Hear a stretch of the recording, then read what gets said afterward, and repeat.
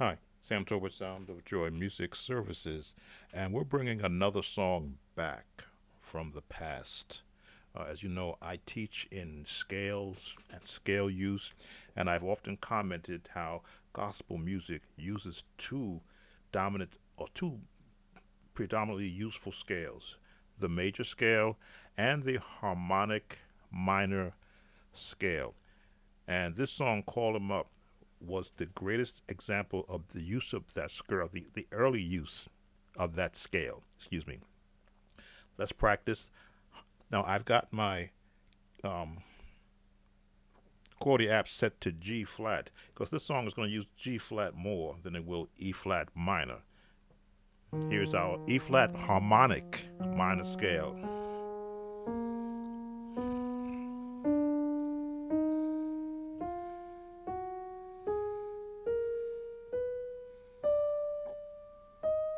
I don't think we've taught us we've instructed on a song using the harmonic minor scale yet. And there are several songs that use the harmonic minor scales. We're touching on this one.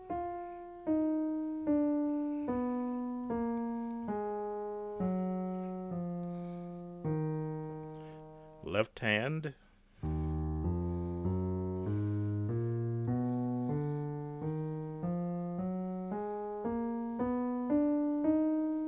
back down.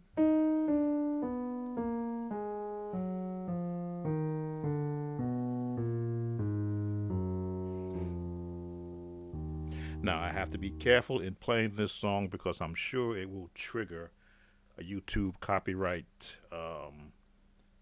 not the word strike, the other one, notice. So I'm going to give you these chords from the opening. Here's the opening of Call Him Up.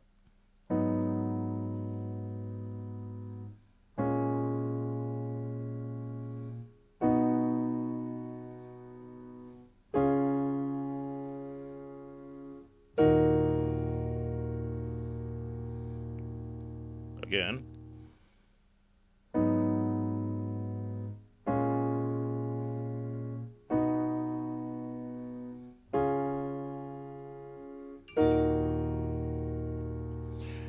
And I'm going to do a lot of talking on this one so I don't get a copyright strike. This song is using actually both scales, the harmonic minor and the minor scale. Let's see. And the minor scale. Again, this song, Call 'Em Up, was a church musician's nightmare if he didn't understand where the scales, how they were using it in this song. So I gave you that opening again. I'm gonna slow it down, speed up, speed up just a bit.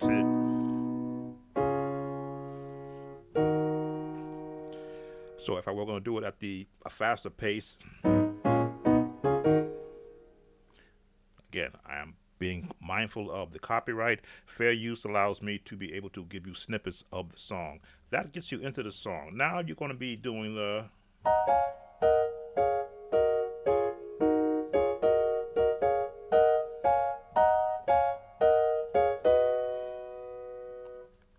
I'll stop right there. This is why I stress learning the chord, practicing chords, and all the inversions.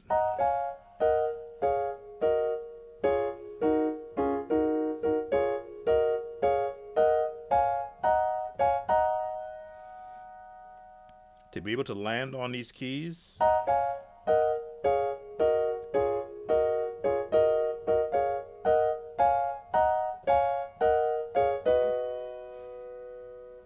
Actually, that is the key. It stops that.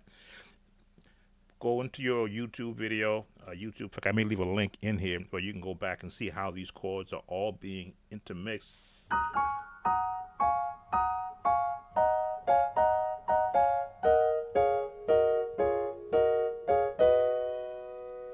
It stops there for a reason because that's where your bass note and that chord is going to be.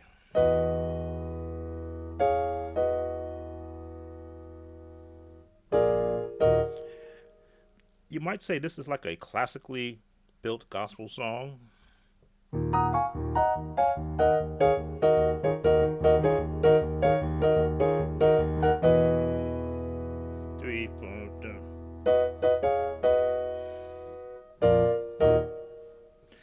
understand when you look at the opening of this song why I just did that and give you that one chord. Bum, dum, bum, bum. Tremendously good teaching song for the new musician trying to see, getting used to when gospel turned from traditional to contemporary. So again, the melody, what is that? Remember when we practiced? If you confess the Lord, call him up. Now it's switched over to the minor scale because they both again use the same notes. Let me see. Right. So many different scales, but once you get comfortable with two of them, you'll hear the changes. That's all I'm going to give you. Now, you were just doing those chords, but of course, with this song, it's got so much happening in it. The choir does their notes. You're playing music around that. I'm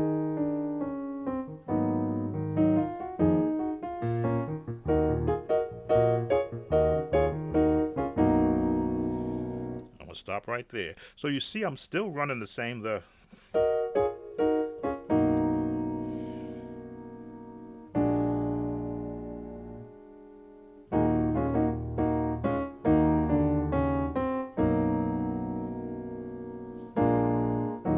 those are going to be your chords. And I'll call these classical chords. Right.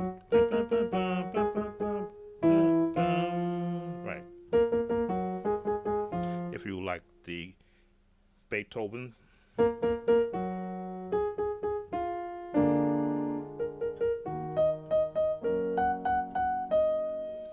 Not that I practice that, but because I understand where they're getting those notes from, they fit. Again.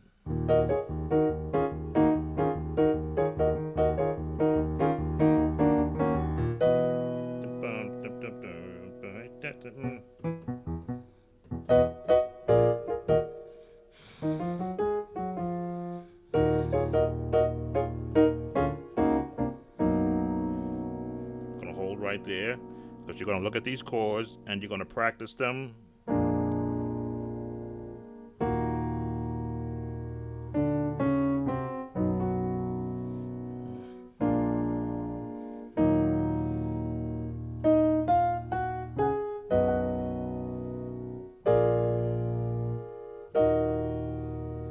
Now it changes to G flat.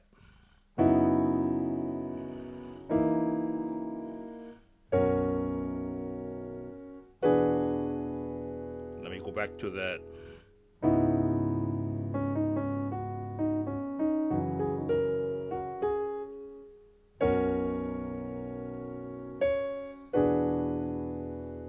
One more time.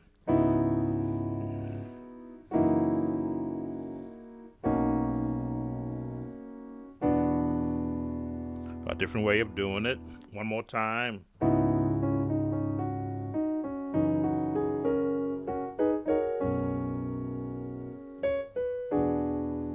And now you come out of it. I'm slowing it down. And tell them what you want. Now these chord changes.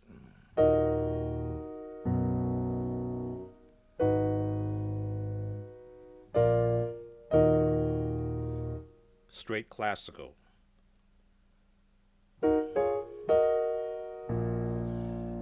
And tell him what you minor.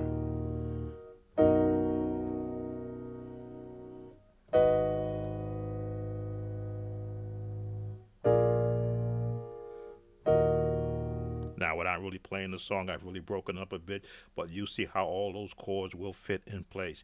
Continue. A flat on the bottom.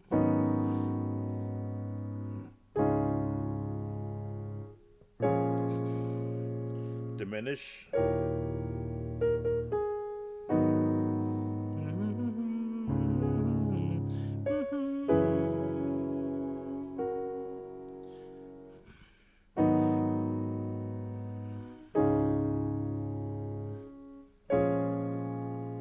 Diminished, right? Just the bass on the bottom.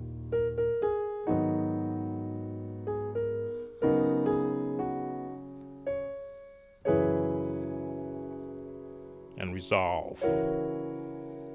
That's why I put it in G flat, because it's more in a G flat family of chords than it is in E flat minor. One more time. Delight yourself in the Lord. Diminished. There's your jazz. And he will give you the desires of your heart. There's your bass, your basic jazz chord. And continue. I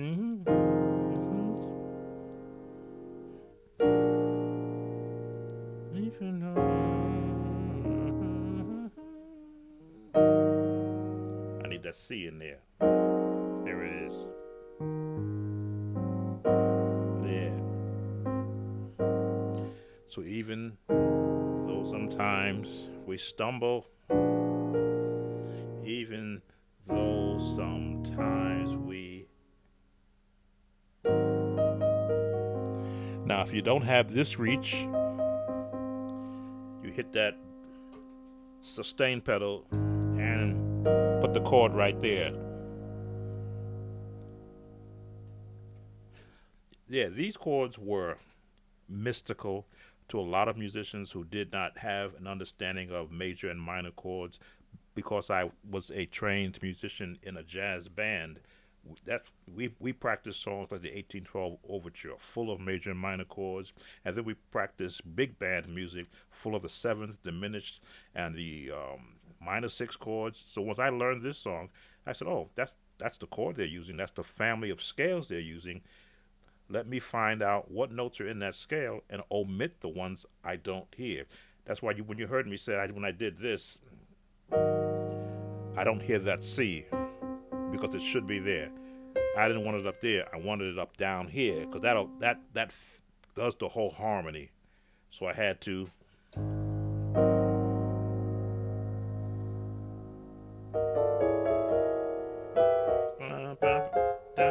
There we go.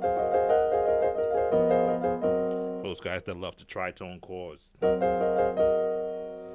Now, it continues, and I'm talking so I can sort of break up the monotony of the song so I don't get a strike. Call him up.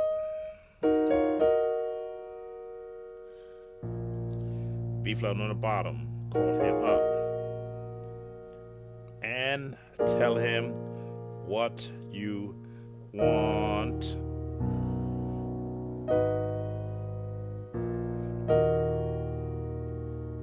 Call him up.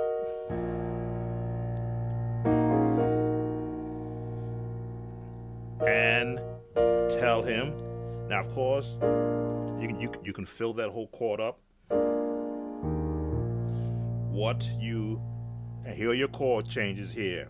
1, 2, B major. And if you're quick, and these are the chords from the album. I purposely went back to the album so I can make sure I gave you the right chords. Call him up and tell him what you want. Resolve.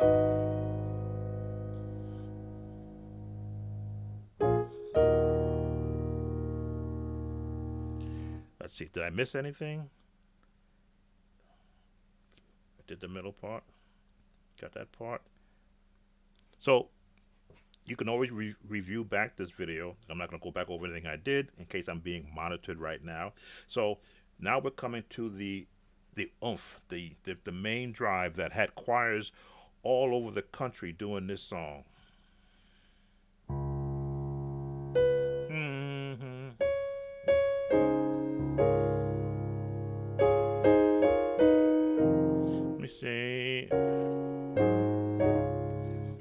to get that right chord. Be right back.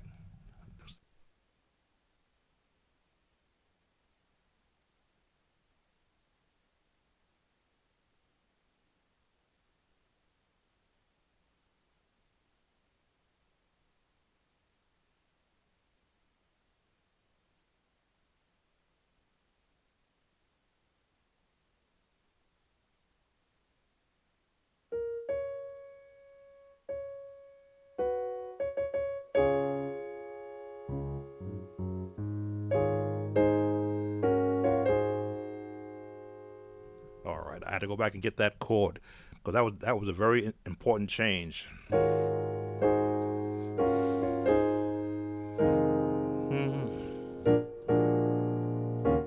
So you got to this part where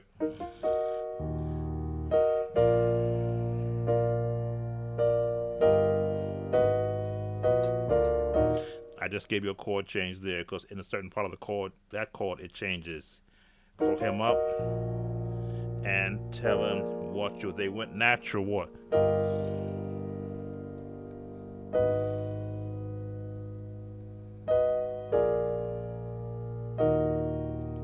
Now the vamp part, the lead in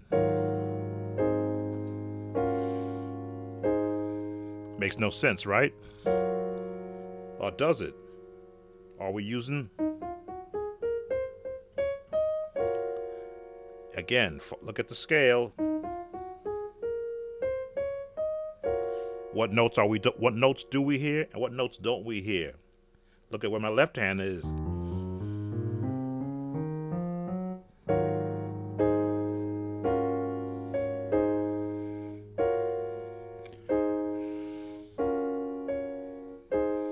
And we change.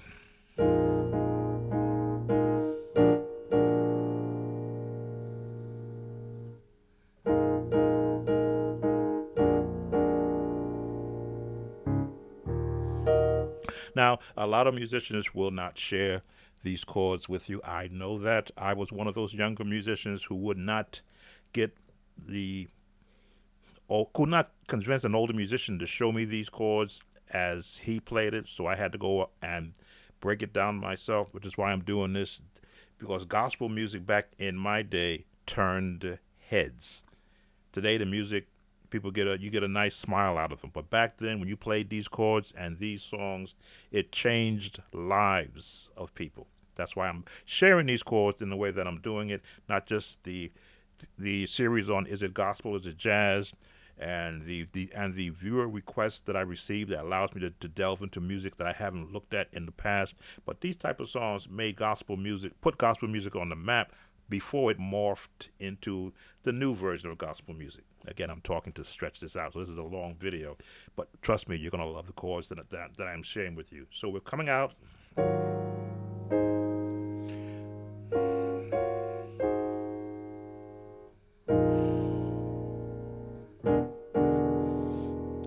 can put that chord there. Can't stop. Can't stop. Can't stop.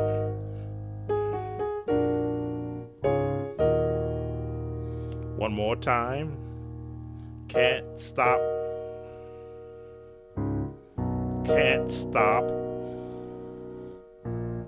Can't stop. Just that part alone gets you through the song for this part. Because now you can jump all over the keyboard.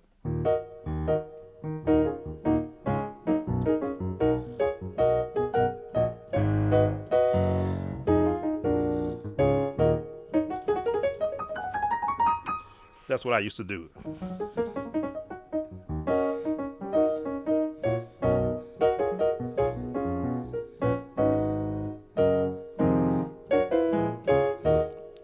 Again, jumping around.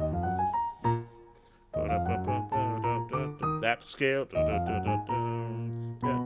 That scale. Jumping around all of them. Because they all will fit. Even if you make a mistake and place a wrong note, there's no wrong note when you're in the family. It's just a cousin or a sister or a brother.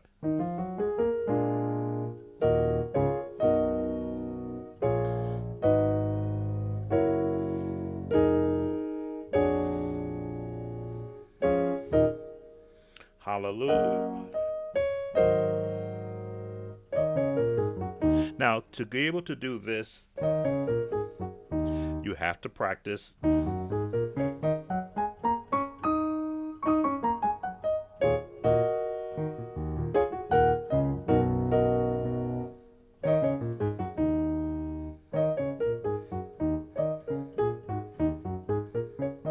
What did I used to practice?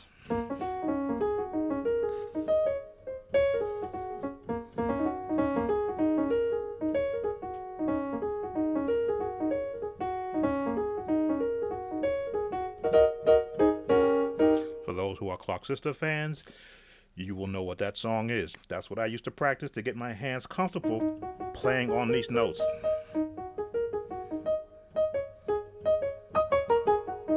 Again, if you can get your hands locked in place.